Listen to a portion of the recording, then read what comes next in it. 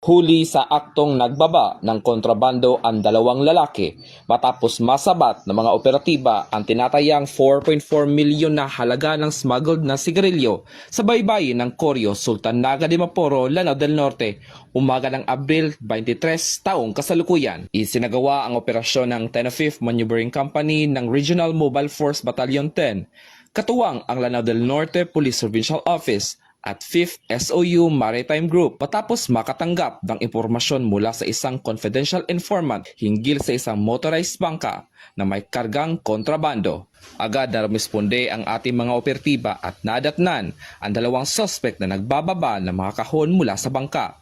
Nang sitahin, nabigo ang mga ito na magpakita ng anumang legal na dokumento para sa kanilang kargamento, dahilan upang sila ay arestuhin sa mismong lugar. Sa investigasyon, napag-alamang nagmula sa Jolo, Sulu ang mga suspect at bumiyahe noong gabi ng Abril 22 patungo sa naturang lugar upang ihatid at ipamahagi ang mga smuggled na sigarilyo. Kinilala ang mga naaresto bilang sina alias Jumil, 25 anyos at alias Argas, 35 anyos, na kapitan ng motorized bangka, kapwa residente ng Sulu.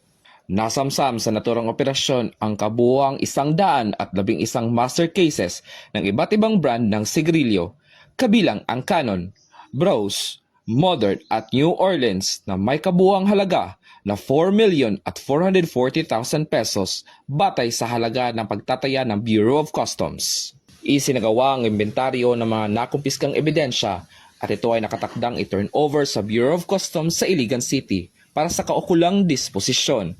Samantala, dinala ang mga suspect sa Sultan Naga de Maporo Municipal Police Station para sa dokumentasyon. Nakaharap ang mga naturang salarin sa paglabag sa Republic Act 10863 con Customs Modernization and Tariff Act. Mula dito sa Lanao del Norte Police Official Office, ako yung PNN Correspondent, Patrolman Kim Luna, alagan na batas, tagataguyod ng Balitang Pulis.